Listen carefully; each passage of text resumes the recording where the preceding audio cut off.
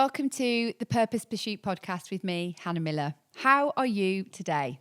And how are you? Not just how are you right this moment, oh, I'm fine, thank you, but how are you? Because today's episode is a little bit of a how are we doing? And it's my life lately episode. Every so often I do an episode where I talk a little bit about what I've been up to, how life is going for me, and some of the lessons I'm learning. And I always get really lovely feedback from these episodes. I don't want them to feel self-indulgent, like I'm, telling you about what's going on in my life and how difficult this is or how wonderful this is, but more I want to use this time to share some things that I'm learning through the story of life, through the stuff that happens in the everyday normality of doing my job, raising my family, and being a friend and so on and so forth. And I think the absolute highlight of life lately is that we've got some wonderful things to celebrate. There's still loads of unfinished business, which I'll come back to. But the things that are just so great to celebrate is that on Sunday this week, at the time of recording, my son came home from almost 6 months away. So my 19-year-old Jude has been overseas in Southeast Asia and in New Zealand and in Vanuatu since Christmas. And we just welcomed him home. And it was absolutely wonderful to see him. In the first few weeks when he went, I really thought my heart was going to break. I didn't know how I was going to manage this amount of time away from him. And we're close and I love him a lot, as much as he drives me mad. And I just thought, gosh, I've got 100 and, nearly 200 days or whatever it was to count down. And am I even going to be able to do this? And obviously, the lesson you learn is that it gets easier. It does get easier to manage and you find a new normal. But I have every day missed him. I have every day thought about him. He's been in my thoughts and my just in my heart all of this time. And every evening when I would kind of look up at the sky, I would often think, oh gosh, he's looking up at the same sky. And I wrote him this letter actually before we went, where I put, if you look up at the North Star, I'll be looking up at it too. And we're looking at the same sky. And then some smart Alec told me that you don't see the same stars when you're the other side of the world. And so the entire time he's been away, he's been teasing me that we're looking at different stars and we're not even looking at the same sky. And that really upset me and made him feel like he was really far away. But he isn't really far away. He's literally in the same house as me now again for a short while. And I'm delighted to have him home. We had a lovely emotional reunion on Sunday. We drove down to Heathrow with the other parents of the two other lads who had gone with him. And we all had our banners and we screamed as they came through the airport arrivals door, and we cheered and we said, we miss you and we love you. And it was just so wonderful to see their, slightly dishevelled, tanned, freckly faces and them just drop their bags and give their mums and dads big hugs. And they have grown, they have grown in so many ways. They have stepped outside of their comfort zones. They have learnt to do things they couldn't do before. They have faced difficult situations without their parents. They have all come back with tattoos and memories and challenges and yes, lovely things that I will never appreciate because it's a part of his experience that I'm not a part of. And that's quite a funny thing to think about, when you've had a child and you are pretty much a big part of the big deals of their life, he's just done something that I will only see from the outside in. And it will have affected who he is and grown who he is. And I wasn't part of that, not directly anyway. The funny thing is he's home now and it's like he's never been away. It's so weird. I don't know whether anyone who's listening has been through this before, but it's like he hasn't been anywhere. I mean, I've got an older son who's at uni and obviously he comes home for the holidays. But that obviously feels quite normal when he's home. But this feels like he hasn't been anywhere, like we're just picking up where we left off. And I'm delighted about that. He's got obviously a whole new season of his life ahead of him and all sorts of change ahead of him. But right now we're just enjoying being together and preparing for our family holiday. Another couple of things to celebrate alongside that is that my eldest son's just finished his degree. This week, at the time of recording, he had his final Viva, and that is all done. He is free as a bird from his 4-year biochemistry degree. And yeah, he's worked so hard, and that's all come to an end, and it's all about what's next for him. He's got a new season too. And everyone who has been through this will know how delightful it is when your child has finished their exam period. And our youngest boy, Levi, has just finished his GCSEs. So there's a lot of finishing and starting that's going on. We are overjoyed that there's no more revision for Levi, no more late nights, early starts, lifts in for exams, prepping, cramming, motivational pep talks. He's done so well in motivating himself, but you do carry it, don't you, as a parent, when your child's going through their exams and you feel that pressure there under the kind of way like time sort of stands still and you don't do normal things for quite a period of time when you're in that season, and you're kind of just putting other things on hold, waiting for those things to come back again. He's just finished and probably finished at the school where he is. He's probably moving elsewhere for sixth form unless he changes his mind. So there's a lot of openings and endings and ends of chapters and beginnings of new seasons that are going on in our house at the moment. And we've got this lovely little window in the summer where I'm going to take it with both hands and just appreciate having everybody, sort of back together before these new seasons begin.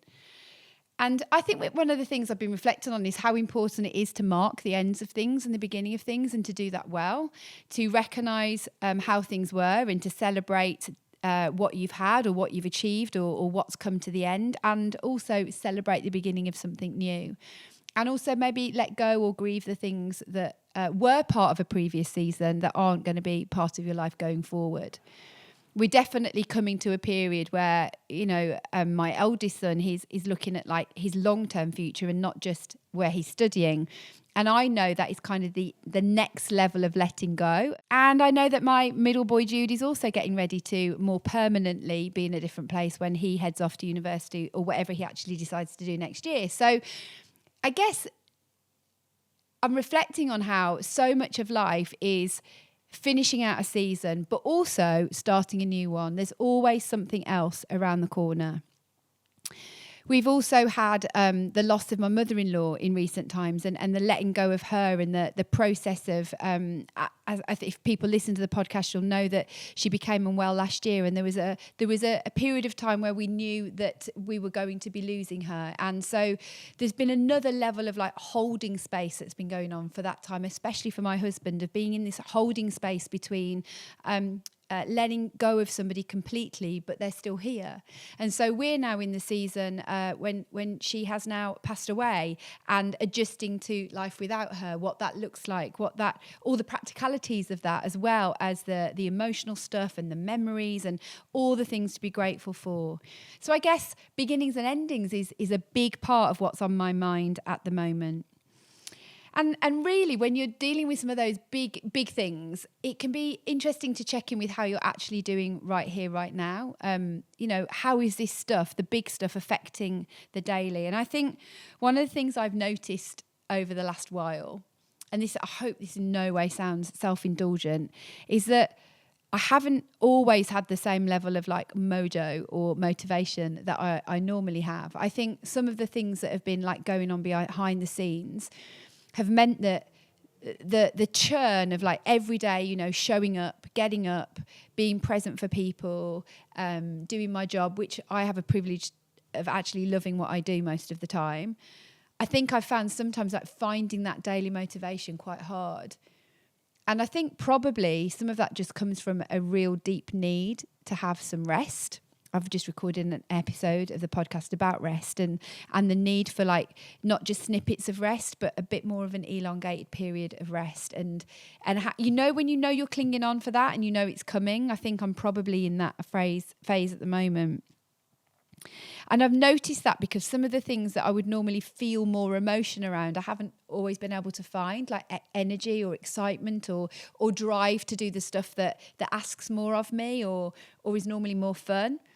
We've had in the midst of all of this, finally being allowed to talk publicly about the book, which is momentous for me. I am just little me, Hannah, and we have a book that's coming out in December that is being published by an actual proper publishing house. And in many ways that feels huge, and there's been this huge thing behind the scenes and a huge amount of my emotional and mental energy.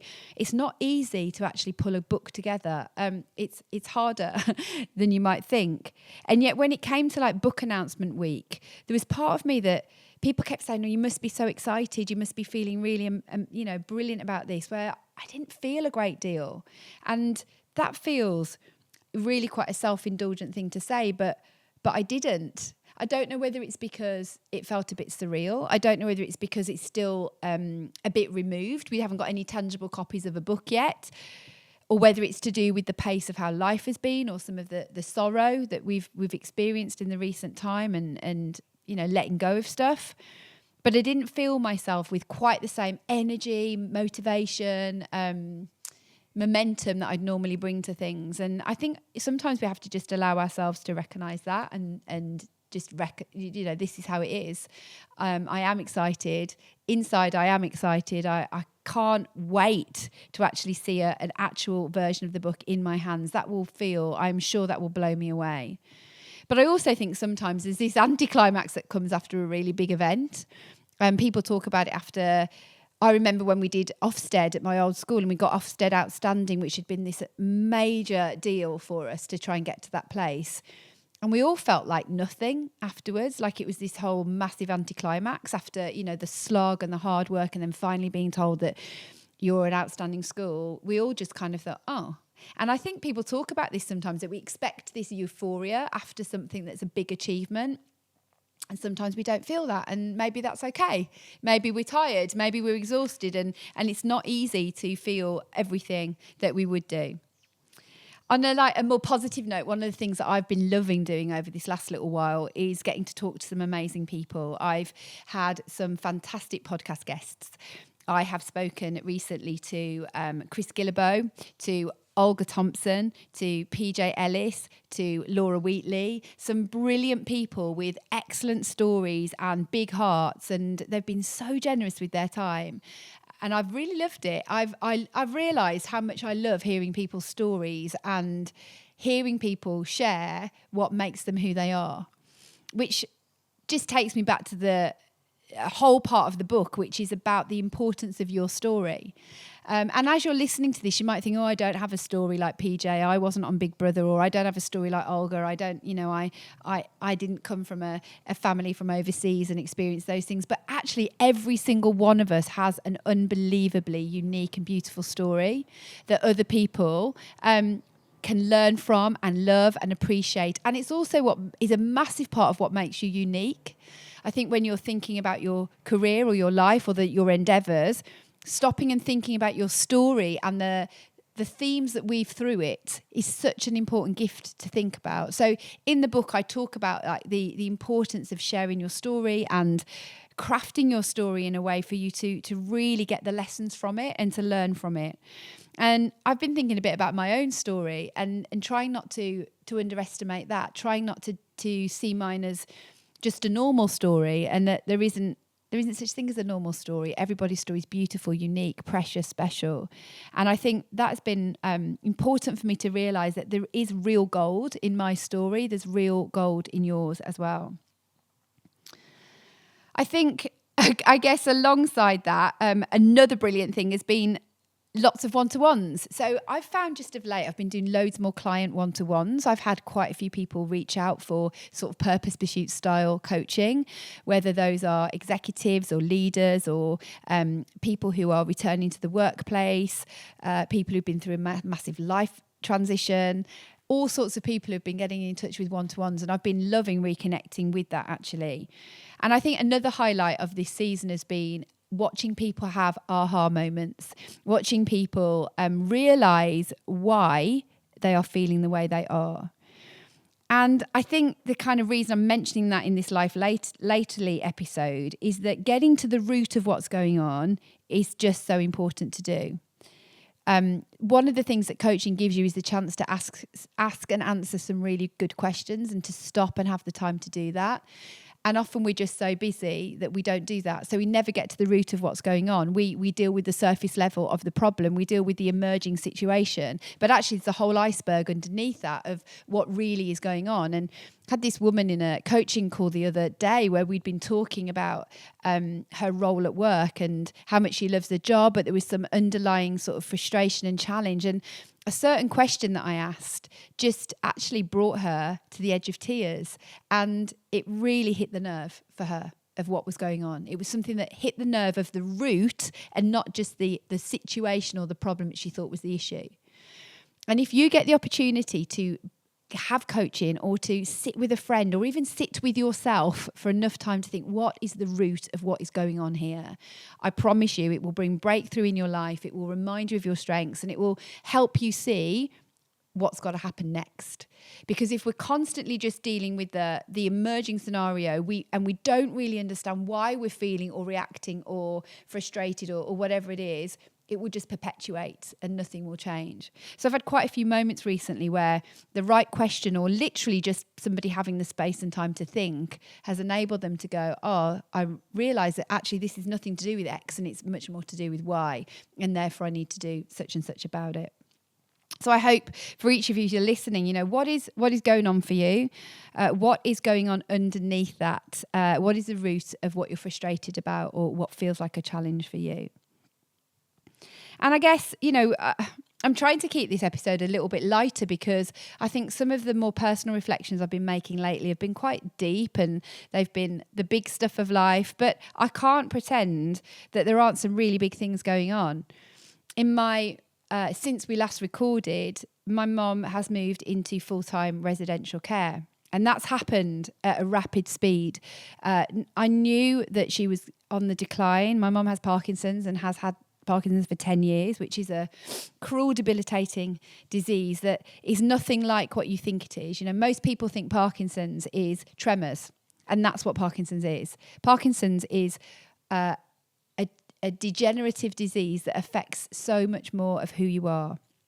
And we're in the final stages of Parkinson's with my mom, and she has got to a place where the care she needs is more complex and she needs residential care. And watching her decline, and when I say decline, it's like she's dropped off a bit of a cliff, has been incredibly hard. Your mom is your mom. It doesn't matter whether your mom is 48 or 88 or any age in between. She's your mom, and you see her, if you're lucky enough to have a mom that's present and, you know, in a good place. You see them as somebody who is like a pillar in your life. They are a rock. They're often the heart of a home. They are one who holds things together. And at the moment, she can't hold things together. A lot of the time, she can't hold things together. She can't hold her thoughts together. She can't see what's real in life at the moment. And she's needing me to hold things together for her. And I guess I'm sharing this because this is a universal thing. You might not have a parent that has a degenerative disease or dementia, but lots of people listening will experience decline in loved ones when you find yourself having to hold them together in a way that perhaps they've held you together before. And this is not easy to navigate. This is like a weight that I'm carrying that I guess, like most people when they're dealing with a big deal, feels like nobody else understands this. You don't get it, you don't understand. And I think that is a universal feeling that other people aren't going to get it. They don't understand. And you know, everyone's situation is different, so they aren't going to understand. But also we do universally understand the pain of letting people go that we love and of having to deal with decline or the loss of a person. I am again reminded of what's important. I am again reminding about reordering my steps and thinking about my priorities and what I can do in this season and how I can reflect on this. And, you know, part of my purpose at the moment is learning to be there in slow, unseen moments. Even though I can't be there all the time, how can I do that? How can I do this well? And I guess that is massively on my mind as I celebrate and as I look at all the wonderful things that are going on and the things where clients having breakthroughs to children celebrating ends of eras. There are doors opening and there are doors closing, aren't there, in our lives all the time. And I think for most of us, there's a lot of both of those things going on. And if you're in a season right now where everything is tickety-boo, I am delighted for you. And, you know, enjoy it for everything it gives you. Enjoy it for everything that it holds for you. If you're in a season where everything feels incredibly difficult, I am so sorry that that's what you're experiencing. But, it will not last forever. It will not be here forever. But if you're like me and you're in that kind of, there's a bit of both going on, I guess all I can encourage you to do is to live in that tension of letting yourself process and be with your emotions of the things that you are letting go and are finding hard, and letting yourself celebrate and rejoice with those who are celebrating and life is going well for. There is a tandem that's going on where I think life is rich when we make room for all of those things. My life is not more rich when everything is going really well. And I think that's a lesson I'm learning. Again, it is rich when I am real. It is rich when I'm authentic and when I am living in a way that really aligns with my own purpose. So I hope that's encouraging. I hope that makes you feel heard and seen in your situations. And if you are listening to this and you feel a little bit alone, can I encourage you to reach out to somebody? If you feel like people don't understand, give people the chance, ask for help, tell them what's going on. There are people who will listen. Find those people and make that connection, because there's nothing like having that time to talk with somebody, to share that load. I've appreciated the love and support of other people and the chance to process more than ever, and celebrate with the people who are celebrating, share their joy. We've got some friends who've just had a baby this last week, and some other friends who are just announcing a baby, and some, other people who are buying a house and getting married. And I want to just be able to celebrate all those wonderful things that are going on for them, at the same time as recognizing the tough things that are going on for so many people alongside that. And life is rich when we recognize it's all of those things, right? So find that community and reach out to people. Let them know how you're really doing, because there are people who love and care about you and are willing to sit with you. Take care, everyone. Bye-bye for now.